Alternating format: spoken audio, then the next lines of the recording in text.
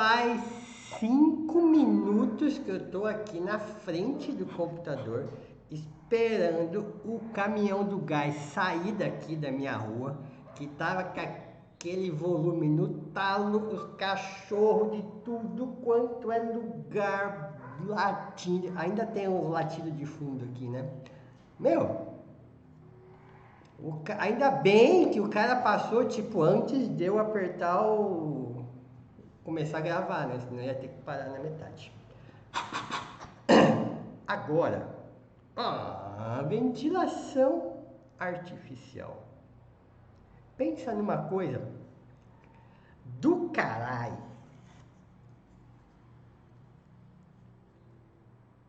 Pensa numa coisa difícil que ninguém entende. Pensa numa coisa chata que ninguém gosta. E pensa numa coisa que dá medo dentro de outra coisa que dá medo. Ou seja, anestesia já dá medo. Ventilar um paciente anestesiado dá mais medo ainda. Vou contar uma história para vocês. Uma vez, eu comecei a dar curso, né? Então, eu era igual vocês, um veterináriozinho bonitinho, que trabalhava bonitinho, pagava as contas bonitinho, ia para casa no final da tarde e tal. Aí um dia, né, um cara que ia dar uma palestra, um curso de final de semana, não ia mais poder ir. Aí falaram assim, manda o Renato. Foi assim. Meu Deus do céu, eu tinha 5 minutos de assunto para falar e eu tive que falar sábado o dia inteiro e domingo o dia inteiro. Bom, quando eu estava começando a me acostumar com essa ideia de fazer acontecer nos finais de semana, eu recebi um convite para começar a dar aula em pós-graduação. E adivinha, né? Montaram aquela grade toda com todos os professores, parará. Vai, o que você quer falar? Pode falar de MPA, de analgesia, de anestesia inalatória, anestesia intravenosa, fluidoterapia, né? Anestesia locorregional, fala o que você quiser. Todo mundo foi pegando. Faltou ventilação mecânica. Ninguém quis falar esse negócio. Adivinha? Chama lá o Renato faz. Pois é, eu também tinha probleminha com ventilação mecânica. E aí eu precisei realmente aprender o negócio para passar o negócio. E o que aconteceu? De novo funcionou, né? De novo o pessoal conseguiu entender. De novo teve aula prática e aí consequentemente eu comecei a gostar da coisa, comecei a estudar mais, comecei a fazer mais e hoje eu acho, né? Bom, a gente vai ter 2 aulas para falar de ventilação, né? Uma como a gente faz e a outra a gente fazendo, né? Não, uma é dos equipamentos, vamos dizer assim, e a outra é dos ciclos respiratórios. Bom, eu consegui de novo fazer de um jeito, num passo a passo, que fica fácil de você entender. Inclusive, usar esse negócio que a maioria de vocês tem e nunca usou, né? Olha, se você nunca usou, você já parou para pensar que se você tirar essa parte e tirar essa parte, pelo menos dá para brincar na praia de futebol americano? Mas eu moro em um lugar que não tem praia, no meu estado não tem praia. Então, você já pensou na possibilidade de você pegar isso aqui e brincar com seu cachorro? Ele vai adorar. Alguma utilidade vai ter isso. Eu vou te ensinar mais uma utilidade na aula de hoje, tá? Então, assim, não se assustem com o termo ventilação. Eu vou passar para você do jeitinho como é que eu faço, que é um jeito fácil de fazer, né? Com o básico do básico do básico, para que você possa também raciocinar. Mais uma coisa que você tem que entender, né? Todo o princípio da ventilação, para você saber usar na hora certa e do jeito certo, porque isso aqui também mata, tá? Fez errado a anestesia, fez errado a ventilação. Tá fazendo certo a anestesia, tá fazendo errado a ventilação. Fechou? Vamos nessa então? Vou falar para vocês que hoje, né? Depois de já ter dado algumas aulas em pós-graduação sobre ventilação, hoje é mais uma coisa que eu já me divirto, assim como anestesia. Antes não. Antes eu tinha medo de tudo, né? Comecei a me divertir com anestésio, mas estressava quando eu tinha que ventilar, né? Estressava bastante, inclusive. E hoje não. Hoje eu tô de boa. Às vezes eu até viro pro veterinário e falo assim: e aí? Vamos ventilar? E aí? Vamos pelo menos aprender a ventilar?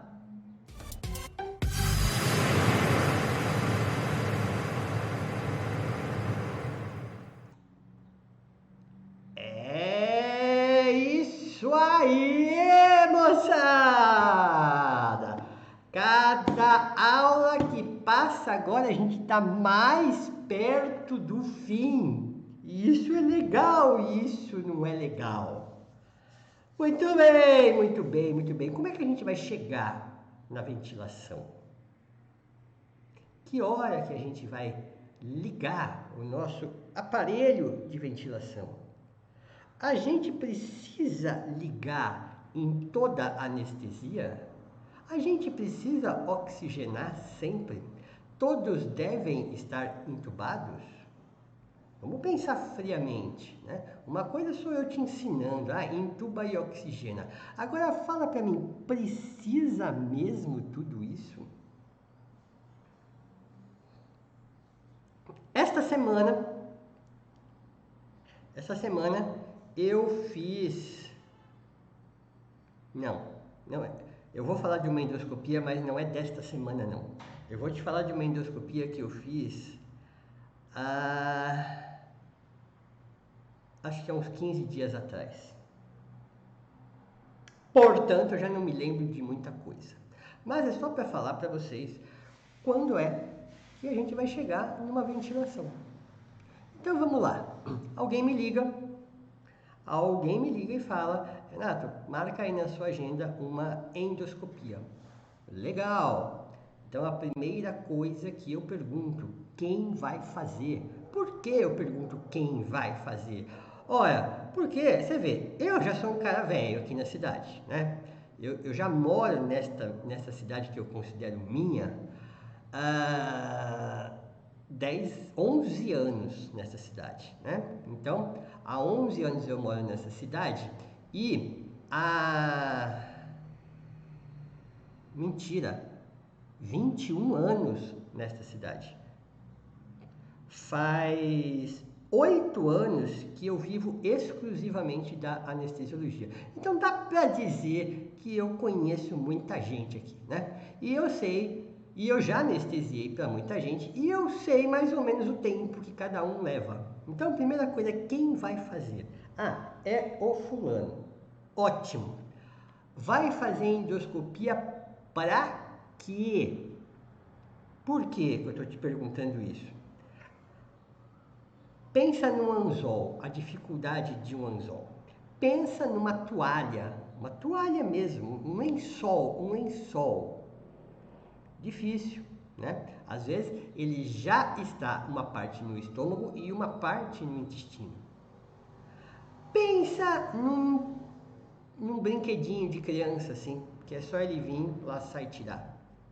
Pensa numa calcinha, super comum, um sutiã, né? Par de meia calça. Então, cada objeto que está lá dentro vai ter um tempo, né? Então, eu já fiz endoscopia de 3 minutos, era uma meia, só. Entrou com aquele jacarezinho, pinçou a meia, tirou a meia. 3 minutos, de verdade. Quando ele tirou, ele falou assim: nossa, Renato, nem ele acreditou que tinha sido tão rápido. Ele falou: vou até dar mais uma olhada para ver se tem alguma coisa estragada lá dentro do estômago, porque agora até eu fiquei sem graça de ter tirado tão rápido. E eu já fiquei 3 horas e meia para tirar uma daquelas roupas íntimas de mulher comemorativas, sabe assim, aniversário de casamento, aquela coisa,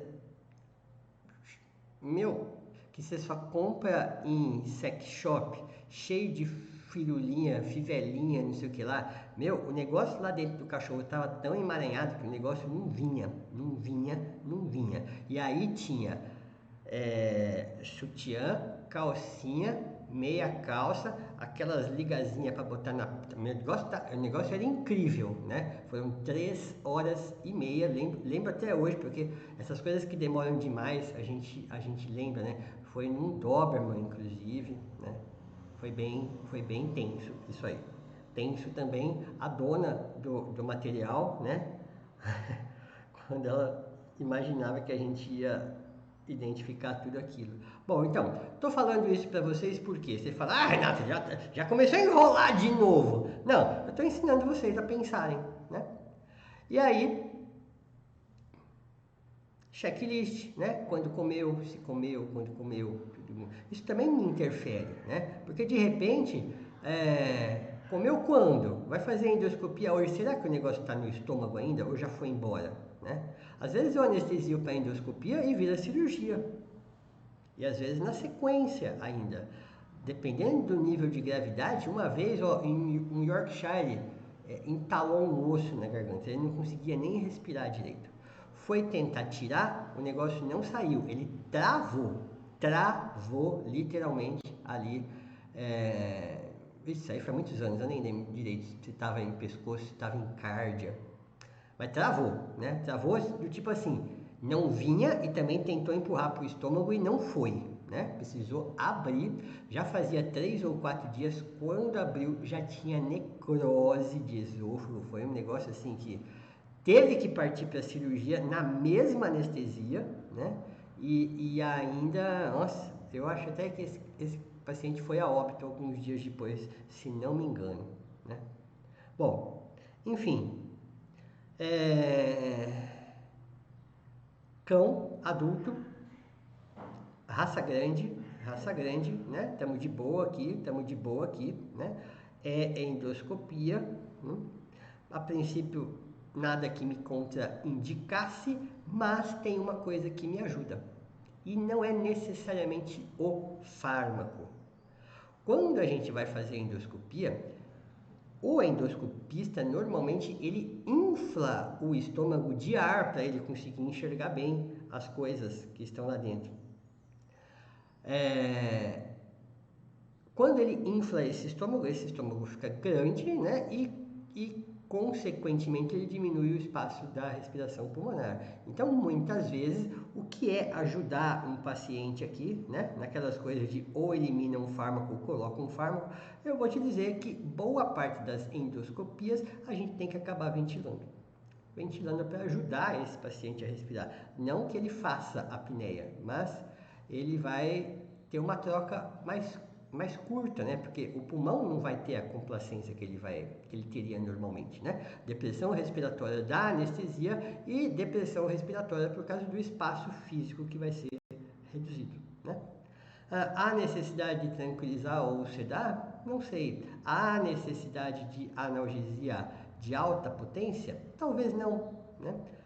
Precisaria ver o quadro clínico do paciente, porque a endoscopia por si só, ela é quase indolor, né? É um tubo que a gente passa pela garganta, inconsciente, né? Vai lá, mexe, pega, puxa, tira e tal, né? Ah, não, vai ter que fazer biópsia. Então já começa as coisas a ficarem um pouquinho diferentes. Mas se for só para tirar um objeto, a princípio, uma petidina e um tramadol se resolve, né? Acesso venoso. Acesso venoso. Não tenha dúvida que acesso venoso e intubação são essenciais, né? Fluidoterapia, não. Procedimento rápido, né? Vamos dizer um procedimento aí de 10 a 15 minutos, né? Ele vai perder sangue? Não. Vai perder umidade? Num cachorro de porte grande, não. Até porque eu vou trabalhar com um circuito com reinalação parcial de gás, né? Débito urinário 1 ml quilo hora. Então, um paciente aí de 30 quilos vai perder 15 ml de urina. Só isso, né? Então, há necessidade de fluido? Talvez não. Há necessidade, quer colocar? Pode colocar, né? Mas estamos pensando assim, estamos pensando, né? Estamos raciocinando. Há necessidade de descer um Dex Filk? A princípio também não, né? Vai descer? Pode descer. Quer colocar menos do que 5 ml quilhora? Quer colocar tipo 1 ml quilhora para suprimir o débito urinário? Ou 3 ml quilhora? Pode ser, tranquilamente, né? Indução normal, né? Plano de Guedel normal, intuba, oxigena, obviamente, né? Bloqueio loco regional, no caso da endoscopia, não, né? Vai fazer algum tipo de infusão? A princípio também não, né? Claro, porque a princípio pode ser que o negócio esteja doendo, incomodando, etc, etc. Aí a gente vai trabalhar com analgésico, mas só uma endoscopia lá dentro para puxar uma meia, por exemplo? Não, né? Opção de TIVA ou PIVA fica a seu critério, né? E aí, então, se prepare para ventilar esse paciente assim que ele inflar o estômago. E nessa hora, por exemplo, você vai precisar fazer ventilação. E já que você vai precisar fazer ventilação, eu estou tentando, né, clicar aqui. Aê! Eu vou te passar então como tudo vai funcionar. Bom, a primeira coisa que precisa funcionar é você entender mais um conceitozinho. A gente chama de tudo de ventilação mecânica, certo? A ventilação mecânica, a ventilação mecânica. Isso aqui, deixa eu falar para você, isso aqui é uma mão. Isso aqui não é uma ventilação mecânica. Isso aqui é uma ventilação manual. Então, que fique claro que toda vez que você usar a sua mão, vai ser ventilação manual. Lá no balãozinho, intubou, fez propofol, intubou, deu aquela apneia de indução, que agora não vai mais fazer, né? Porque agora você sabe fazer em 2 minutos. Mas vamos dizer que a língua está ficando arroxeada, você vai ali no balãozinho do seu aparelho de anestesia mesmo e faz a linguinha fica rosa de novo. O que você fez? Você fez uma ventilação artificial. Não era respiração espontânea, era uma ventilação artificial. Mas era mecânica? Não. Você usou a sua mão. Ventilação manual. Então, é assim, certo? O termo genérico é ventilação artificial. Ela pode ser manual ou mecânica, aquela que você aperta o botãozinho. Você vai ter que usar o seu dedo, né? Ligou a ventilação mecânica, certo?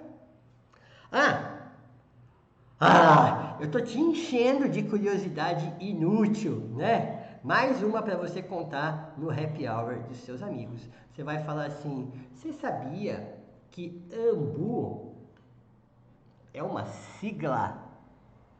E quer saber mais? AMBU é igual cotonete, é igual gilete, é igual tanta coisa, igual maisena, tanta coisa que virou o nome usual, mas é uma marca. AMBU é uma marca que é a sigla de Airway Maintenance, blá, blá, blá, blá, blá, que quer dizer unidade de respiração para manutenção das vias aéreas. É uma marca. Existe o AMBU? Se você quiser comprar o AMBU da AMBU, existe? Existe, pode procurar lá no Google, você vai achar o AMBU original. Mas eu vou te ensinar como é que mexe com este aqui e com o seu aparelhinho. Deixa eu ver o próximo slide só para saber uma coisa aqui, peraí. Sim. Então vamos lá, voltou. Eu vou ensinar para vocês como a gente mexe nisso agora, né? Eu vou passar para o vídeo grande e eu vou focar em cima disso aqui, vou te mostrar como é que funciona, tá? Inclusive como você vai conectar isso aqui no seu aparelho de anestesia inalatória e depois a gente vai passar para vocês os ventiladores eletrônicos, então, e como é que você vai programá-los. E aí, finalmente, eu vou começar esse slide, essa aula de trás para frente. Não. Eu vou começar, eu vou fazer do jeito certo mesmo. Já deixei assim. Então, agora a gente vai dar aquele break clássico. Eu vou sair daqui e a gente vai focar nesse aparelhinho, tá bom? Então, tenha muita paciência que eu volto já.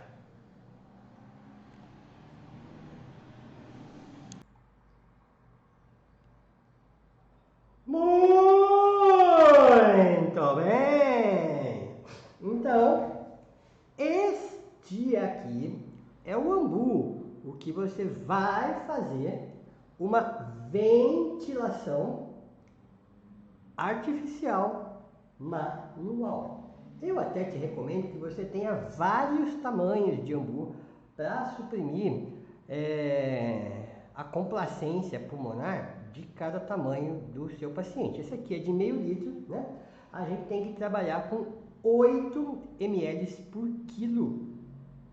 Então, muitas vezes, você com um ambu desse aqui, você pode fazer algum tipo de trauma no pulmão, né? Você pode fazer um trauma de excesso de volume, que nós chamamos de volutrauma, e você também pode fazer uma lesão por pressão, né? Você expandir muito o pulmão, e isso chama-se barotrauma. Então, no que é que consiste o ambu, né? O ambu, ele consiste aqui, eu vou dar uma desmontada aqui só para você entender, né? Ele tem uma válvulazinha aqui, né? Ela é aberta aqui, ó. E isso aqui é o ambu todo, né? Essa válvula aqui é que ela vai nos permitir a gente trabalhar. É ela que vai liberar, você consegue enxergar? É ela que vai nos liberar o acesso de ar para o nosso paciente.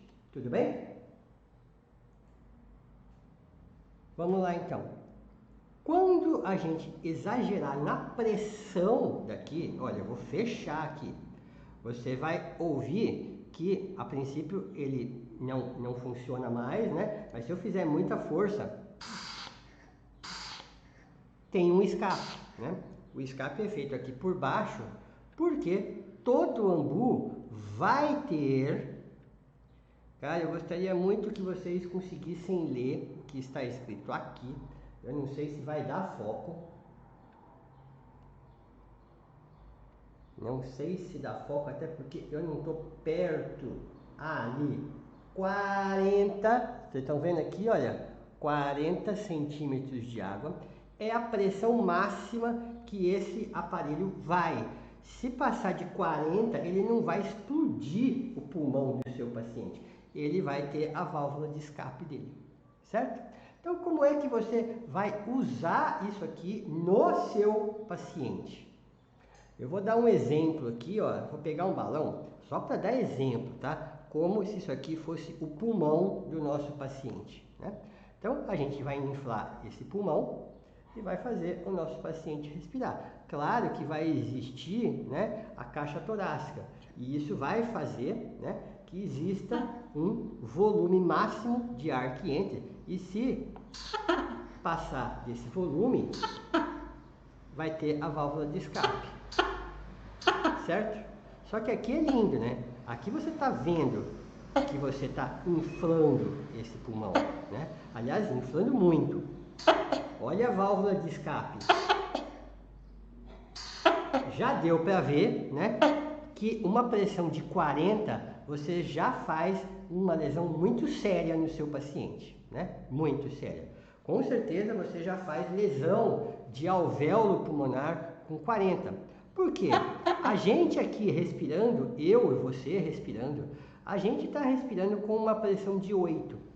E a gente trabalha numa anestesia fazendo ventilação artificial, né? Fazendo ventilação mecânica, normalmente entre 15 e 20. 40 é recrutamento alveolar e a gente só faz recrutamento alveolar 3 vezes, né?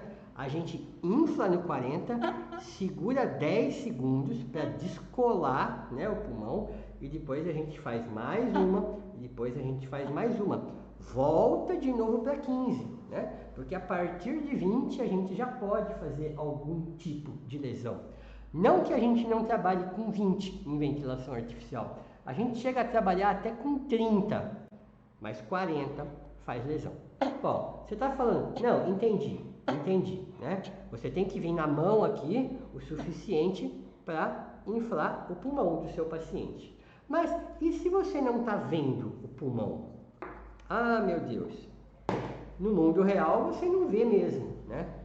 Eu vou trazer aqui para perto mais um protótipo nosso que a gente usa em aula de ventilação e aula de RCP para mostrar para vocês. É que o nosso espaço aqui é pequeno, né?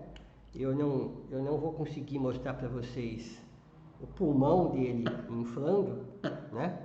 O abdômen dele inflando, mas eu até prefiro que vocês não vejam mesmo. Eu quero que agora você entenda a sensibilidade aqui para não dar lesão no nosso paciente aqui, certo? E como é que a gente vai fazer isso? Toda vez que você vê a válvula de escape, né?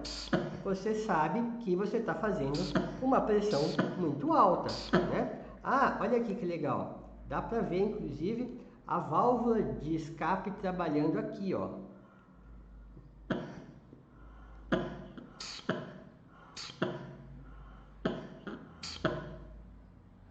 Muito bem. Então, uma parte sai ali para baixo, né? A válvula de escape funcionando aqui. A gente já vai mostrar como é que funciona lá embaixo para você, porque o AMBU é um negócio muito legal, muito legal. Como que você sabe essa pressão? Agora que você está fazendo manualmente. Porque na hora que você for fazer uma ventilação mecânica, aí o seu aparelho vai resolver o seu problema, né? Você vai programar, olha a sombrinha, porque eu estou andando aqui porque eu vim pegar mais um equipamento. A sombrinha não tem nada a ver, né? O seu aparelho de anestesia, você vai programar lá, eu quero 15 de pressão, eu quero 20 de pressão. Mas e quando você está trabalhando na mão? Como é que você sabe, né? Você vai ter que olhar lá, né? O abdômen do seu paciente se mexendo para você saber até que ponto que você vai fazer isso, né? Mas, melhor que isso, era se você conseguisse medir a pressão. Então, mais uma vez, a gente vai usar o nosso esfigmomanômetro. Você vê que, além de medir pressão arterial, ele ainda tem muita função, né? De novo, mais uma vez, uma torneirinha de 3 vias aqui, né? Mas, na verdade, eu vou usar só esta via aqui, não vou usar essa via aqui, até por isso que eu já arrumei a minha torneirinha, né? Para não usar as 3 vias, estou usando só as 2 vias. E eu vou conectar, olha, deixa eu pegar aqui para mostrar para vocês. Deixa eu desconectar tudo aqui. Eu vou pegar a via de encaixe, que por exemplo pode ser de um baraca, né, ou de um aparelho de anestesia, mas que tenha essa saída aqui atrás. Essa saída é um analisador de gases. Você pode colocar um capnógrafo aqui, por exemplo, né? E nós vamos usar esta saída para a gente conseguir medir a pressão que a gente está fazendo para dentro do pulmão do nosso paciente. Então, deixa eu arrumar de um jeito aqui que não fique na frente de ninguém, né? E a gente vai então conectar no nosso paciente. A partir de agora, eu vou trabalhar com uma pressão de 10, de 15, de 20, no máximo 30, né? Dependendo do objetivo que eu quero. Se eu quiser só ventilar, eu vou trabalhar com uma pressão de 15. Agora eu vou ali de novo, não sei se eu vou fazer sombra, eu só quero pegar aqui um lapisinho para mostrar para vocês, né? Então, olha, 0, 10 e 20, certo? Deixa eu chegar mais perto aqui. Então, eu vou trabalhar com uma pressão de 15 agora, eu vou colocar aqui, tudo bem? Então, vamos lá. Tudo prontinho, né? Meu paciente, ou o meu paciente está em apneia, né?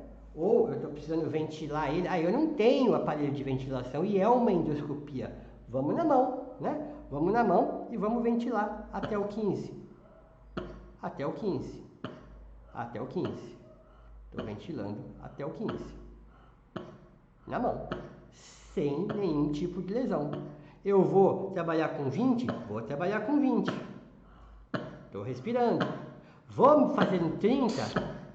Ó, já está até soltando a válvulazinha como uma válvula de segurança. Olha lá o nosso paciente respirando, para vocês verem que agora é uma pressão muito maior, né? Não está muito legal a visualização daqui, não sei se vocês estão conseguindo acompanhar. Mas vocês vejam que eu trabalho sempre de uma forma que a minha válvula não trabalhe, né? Porque se a minha válvula trabalhar, ó, significa que está passando de 40. E isso está levando a barotrauma, a volutrauma, a rompimento de alvéolo pulmonar e por aí vai. Então, o ambu você trabalha desta maneira. Agora, você pode fazer uma coisa mais legal ainda com o ambu, que é conectar ele ao seu aparelho de anestesia. E aí você vai ter mais uma função. Você pode, ao invés de dar para o seu paciente exclusivamente ar, né? Ou seja, oxigênio a 21%, quando está lá no seu ventilador, no seu aparelho de anestesia, você vai estar oferecendo oxigênio a 100%, né? Oxigênio do ar, você está oferecendo a 21%. Mas você pode oferecer ao seu paciente ar misturado com oxigênio. E aí você trabalha com uma fração inspiratória de oxigênio na faixa de 45%, que é mais interessante. Para isso tem um macete muito legal, que é o resto do aparelho ambu. Então, deixa eu disposicionar o nosso protótipo mais para lá e eu vou mostrar para você o restante do ambu. O ambu, então, ele tem mais uma partezinha aqui atrás, né? Se você usar o seu ambu num circuito de anestesia, né? Então, todo o escape do ar, ele é feito por aqui, né? E aí vai escapar oxigênio, vai escapar anestésico aqui. Então, se o ambu estiver fazendo parte da sua anestesia, né? Então, esta parte aqui é a parte onde você vai conectar o balão reservatório, né? Alguns aparelhos de ressuscitação respiratória já vem com um saquinho que parece uma sacolinha de supermercado, que já é o balão reservatório, né? E aí você ventila normal, né? E você não tem essa perda do anestésico para o ambiente. Tá, e como é que você vai colocar o oxigênio para o seu paciente? Aí é mais legal ainda, né? Porque tem uma outra entradinha aqui, né? E essa entradinha aqui é aonde você vai conectar o seu oxigênio. Quando? Na mangueirinha de saída comum de gases. Agora a gente vai lá para o nosso aparelho de anestesia, que eu vou encaixar o aparelho aqui, só para vocês verem como é que funciona. Então, eu vou dar de novo um corte e a gente já volta. Chegamos! ao nosso aparelhinho de anestesia, que vocês já estão íntimos dele. E eu vou passar para vocês como é que a gente conecta isso aqui. Tá fora de foco? Ah, voltou ao foco. Muito bem, então olha lá. Você lembra, Angu, segura aí para mim, por favor.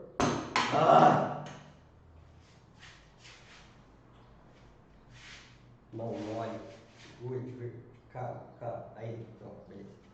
Lembra aqui, fluxômetro,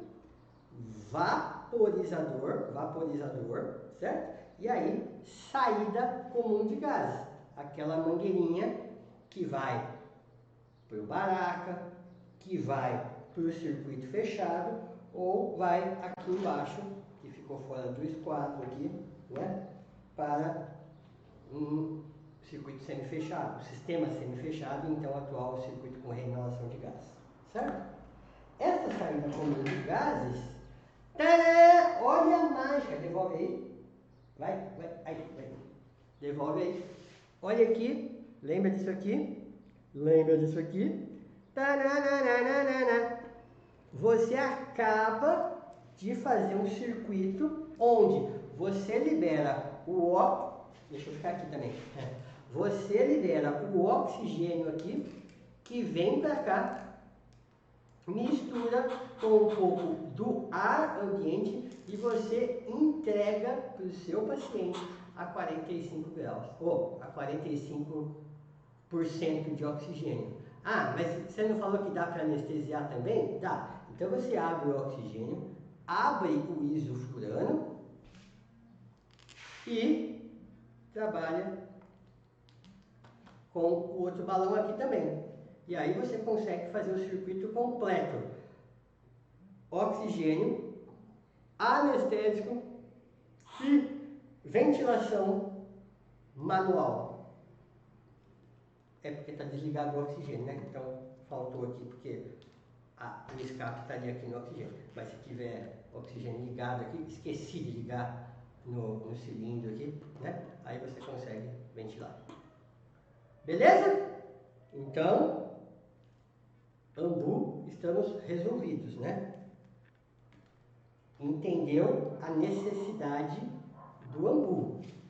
E eu espero que, se você não tenha ele na sua clínica, você o adquira. De preferência todos os tamanhos, para você evitar um barotrauma numa emergência, né? Pode ser usado durante uma anestesia e pode ser usado numa RCP, né? Não esqueça que você pode fazer barotrauma e volutrauma, então treine a sua mão, né? Use um esfigmomanômetro ali para que você possa medir essa pressão que você coloca lá dentro, né?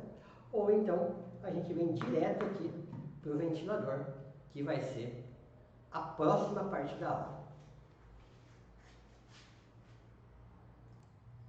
Esqueci de fazer aquele corte.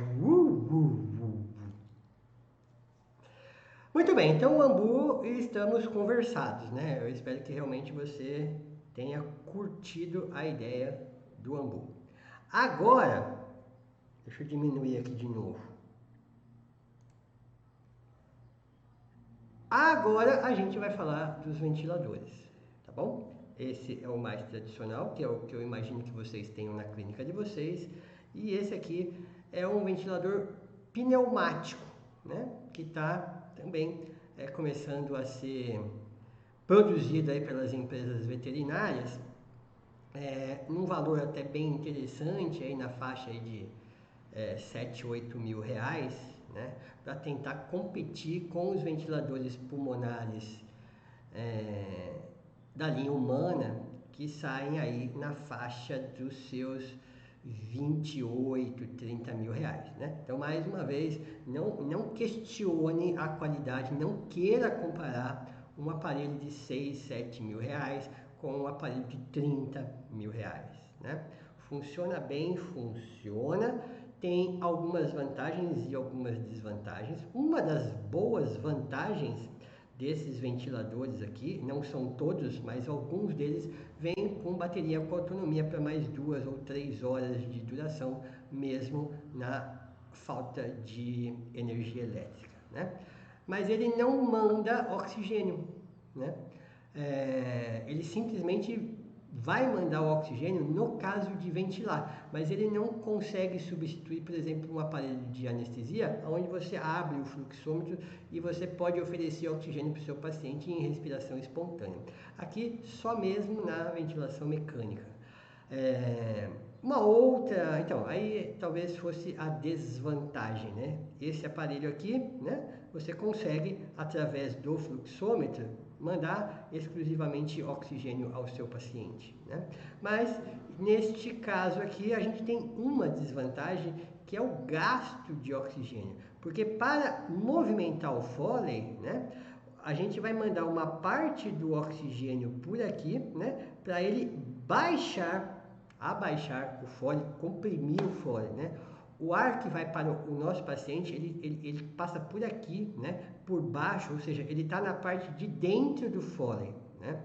O ar, o oxigênio que vai para o nosso paciente está aqui dentro. Então, para ele abaixar e enviar o oxigênio para o nosso paciente, ele também precisa do oxigênio aqui em pressão para baixar isso aqui, o que faz com que toda vez que ele mande oxigênio para o nosso paciente, ele está gastando uma boa quantidade de oxigênio exclusivamente para movimentar o ventilador, né? Por isso até que alguns aparelhos de ventilação têm entrada para ar comprimido. Aí o ar comprimido faz essa atividade de empurrar o Foley para baixo. Bom, você escolhe o que você quiser, tá bom?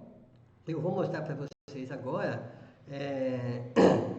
um ventilador que vai ter respiração controlada e respiração assistida da linha veterinária. Então, mais uma vez,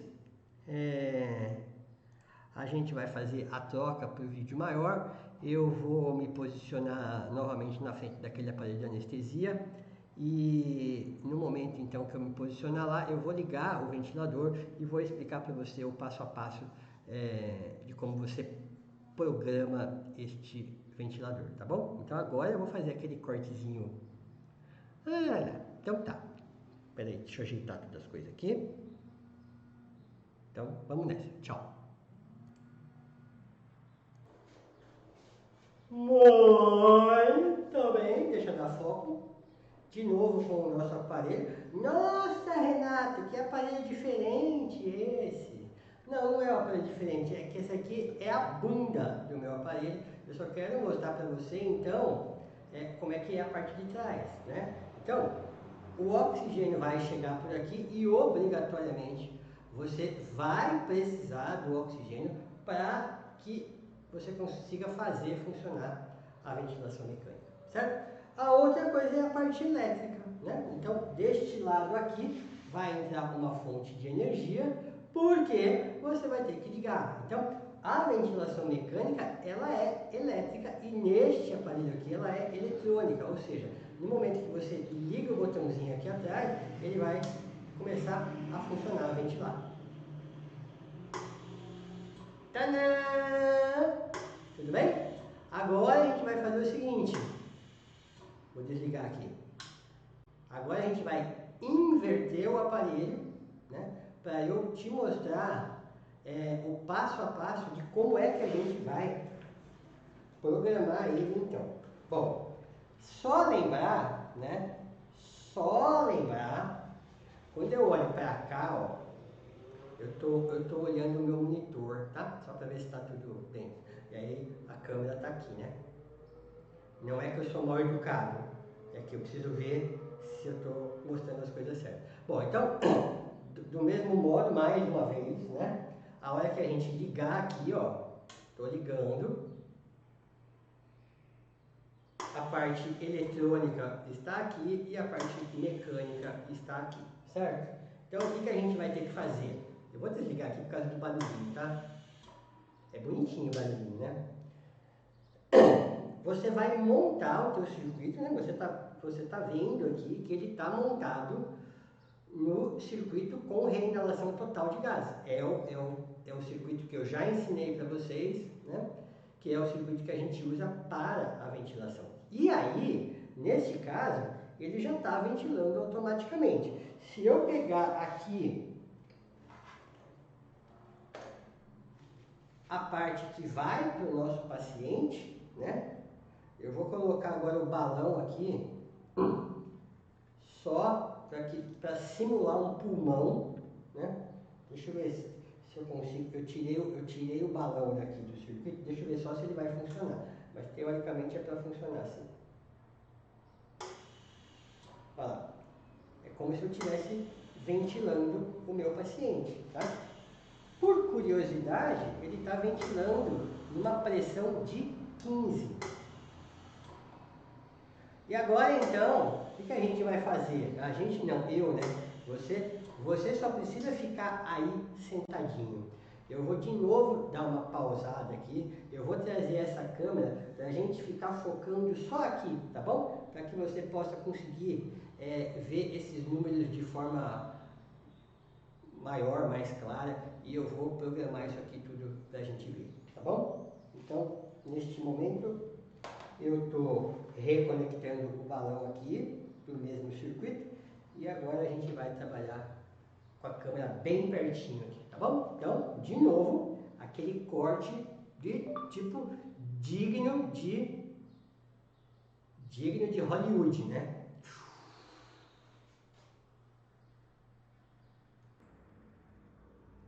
Muito bem, agora a gente está bem pertinho do monitor, né?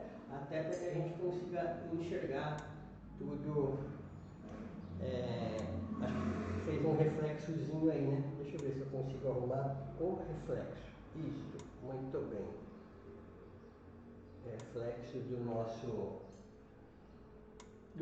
foco aqui. Dar aquela última acertada aqui.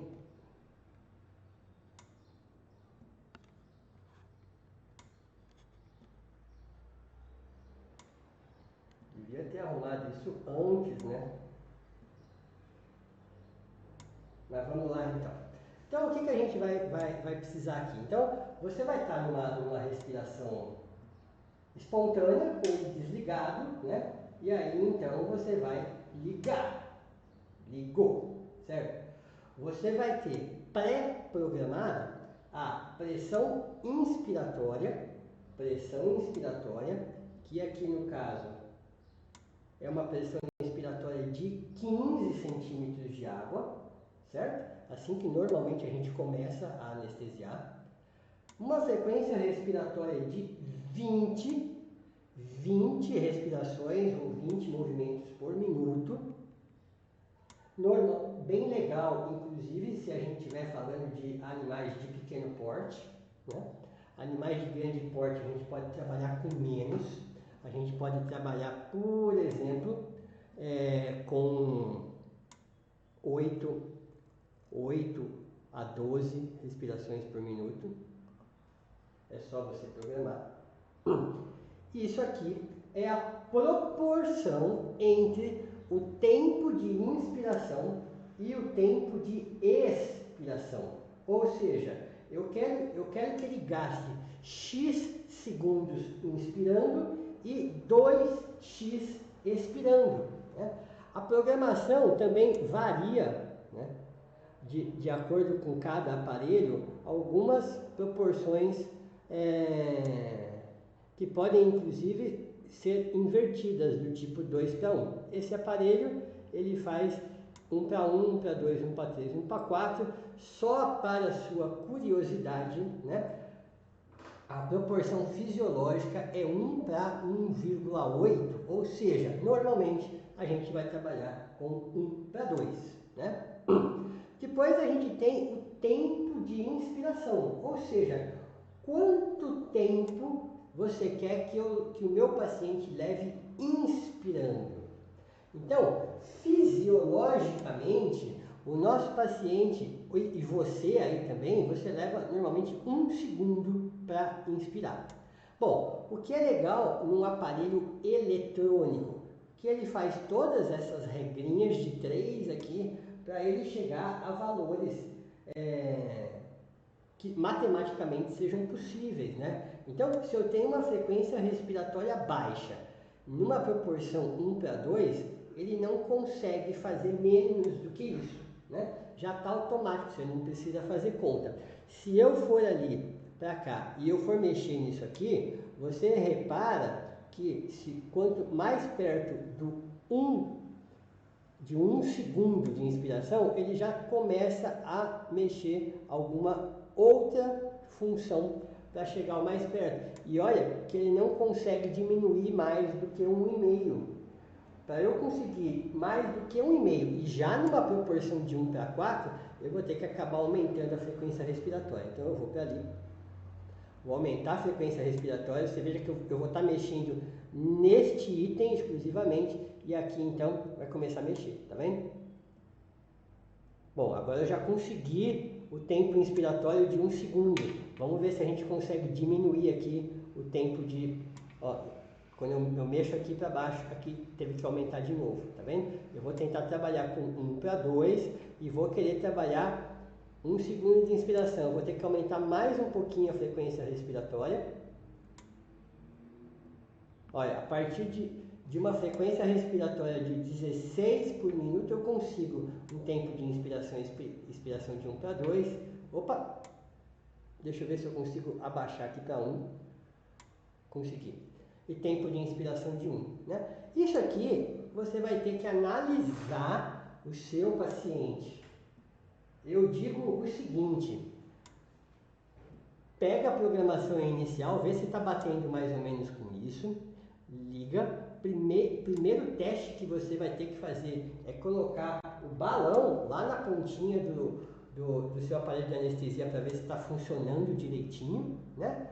Depois você liga no seu paciente, né, baseado nisso aqui, e você vai ver o seguinte: olha para o abdômen e para o tórax dele e veja se está bem parecido com o movimento fisiológico desse paciente dormindo. Imagina, usa a sua imaginação a seu favor. Se você estiver inflando demais o tórax, se você achar que a frequência respiratória está muito alta, então aí você começa a diminuir e tentar aonde que matematicamente seja possível e fique o mais parecido possível com a respiração fisiológica. Bom, aí você está vendo aqui mais esse PIP e esse P-Sense, né? Como eu disse, esse aparelho aqui, ele é um dos poucos aparelhos da linha veterinária que tem ventilação controlada e ventilação assisto controlada. O que é o PIP e o que é o CPAP? Isso a gente vai ver no próximo módulo, que é um jeito que a gente vai ter para colocar aqui. Então, daí o que a gente vai fazer? A gente vem para programar aqui e vai trabalhar com o PIP também em centímetros de água, e se a gente for trabalhar com o CPAP, com a sensibilidade do aparelho para ele reconhecer uma respiração. Eu vou afastar só um pouquinho aqui, só para vocês entenderem o que a gente tem aqui embaixo de botão, né? Bom, aqui é o balão, né? Essa aqui é a traqueia sobressalente que vai ventilar para o nosso paciente, né? E aqui então é o botãozinho que eu estou apertando para a gente selecionar aqui, né? Não sei se você consegue ver agora com essa distância, né? A moldura vermelha aqui, que eu vou passar para cá agora, ó. A moldura vermelha eu estou passando, eu aperto, né? A moldura vermelha ela vai caminhando, né? E aí quando eu estou em um determinado local onde a moldura vermelha está, eu viro para a direita ou para a esquerda e eu altero esse valor, né? Claro que matematicamente ele acaba alterando os outros também. Este botão de fluxo, né? Alguns aparelhos vão ter esse botão de fluxo, outros aparelhos você vai ter que usar. Deixa eu levantar a minha câmera aqui. Outros aparelhos você vai usar a haste.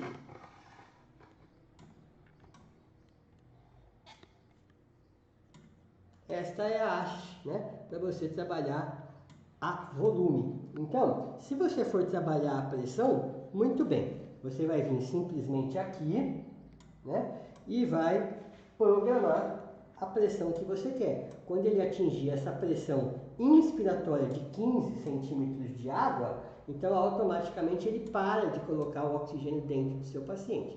Se você quiser trabalhar a volume, né, aí você tem que usar ou esta haste ou este fluxo, né? Depende de aparelho para aparelho, mas isto também é a nossa próxima aula. Então agora eu vou cortar a imagem, né? Vou voltar para mim e a gente finaliza essa primeira parte de ventilação.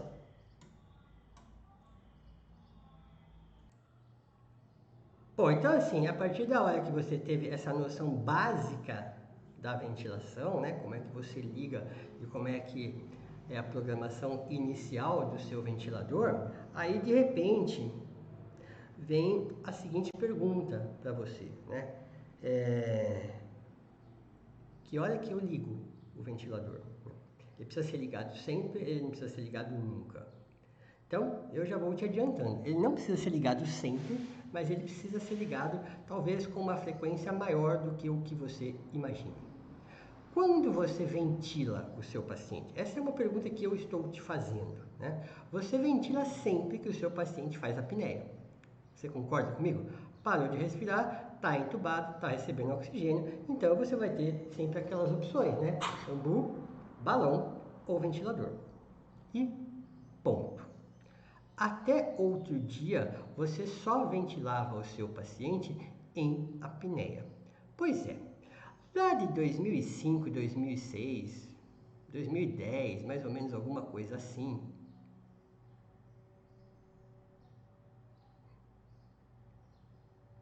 acho que é mais para 2010 mesmo.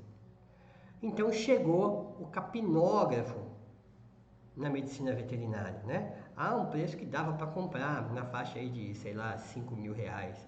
Hoje ele se encontra, ele não mudou muito o preço não, o capnógrafo hoje está aí na faixa de 6 a 8 mil reais. O que o capnógrafo tem de diferente?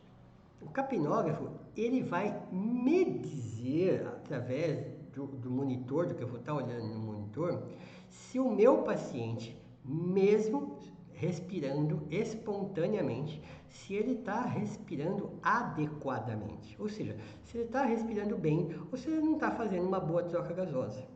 Então, há uma diferença entre ele não respirar e ele respirar, certo? E também há uma grande diferença entre ele respirar bem e ele respirar mal. Se ele não respira, você vai ter que respirar por ele. Mas se ele respira mal, a gente tem que ajudar ele a respirar. Bem, a partir do momento que o capnógrafo chegou na nossa mão, ele tem o que nós chamamos de ponto de corte, ou seja, a gente vai ver no nosso bloco de monitorização a respeito do capnógrafo. Ele vai ter o número mínimo e o número máximo. A partir desse número máximo, é como se ele estivesse falando assim: Renato, aperta o botãozinho lá atrás do seu aparelho de anestesia e liga o ventilador para a gente ajudar o paciente a respirar, né? Bom, baseado nesse novo achado aqui, então hoje eu te digo que eu ventilo muito mais do que eu ventilava antigamente. Ventilo muito mais. Depois tem mais algumas características que a gente teria que pensar, raciocinar se compensa ou se não compensa, né? Então vamos lá. Primeira coisa, toda anestesia vai causar depressão respiratória no nosso paciente, né? Então o paciente acordado respira de uma maneira, dormindo ele está sob depressão. Depois, né, nós temos todos os fármacos, entre eles o propofol, e entre eles também o oxigênio, que estimulam de certa forma a esse paciente fazer uma apneia. Então, quando ele está anestesiado, primeiro ele tem a depressão, depois ele tem uma chance maior de fazer apneia, né? E por fim, todo o circuito anestésico. Então, nós temos primeiro uma sonda traqueal, né, que vai diminuir a luz da traqueia. E quanto menor ela fica, mais difícil de respirar. Tenta respirar por um canudinho de refrigerante, né? É difícil demanda força, tanto para colocar o ar para fora, como para colocar o ar para dentro.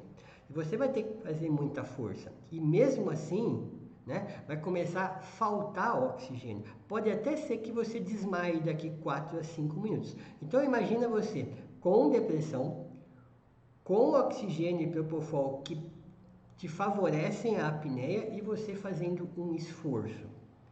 Vou te aumentar o esforço. Também o tamanho do circuito aumenta o esforço. Experimenta assoprar um canudinho de 15 centímetros e agora se imagina, sabe aquelas mangueiras de jardim? Pensa numa mangueira gigante aí de 50 metros. Rola, rola, rola, rola, rola. Cheio de água dentro. Aí você, né?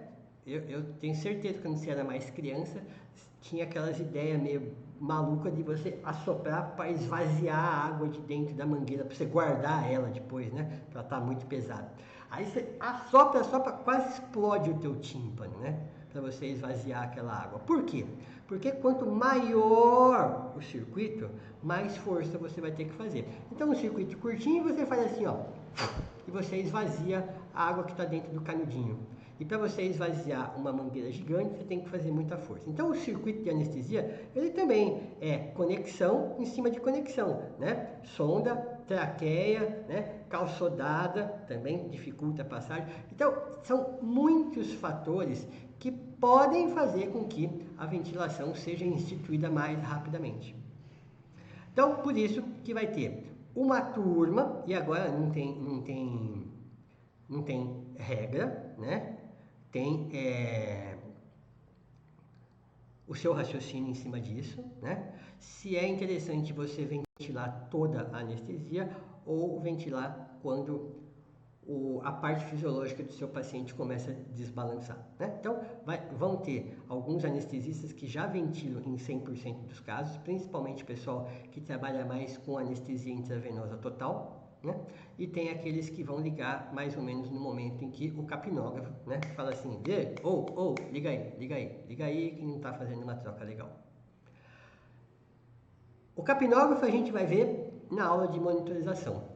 O resto a gente vai ver na próxima aula. Então, eu te espero lá. Se você quiser vir na sequência, venha, mas não se esqueça, né? Eu parei de falar, né? Mas não se esqueça que se você for fazer na sequência, dá uma paradinha, né?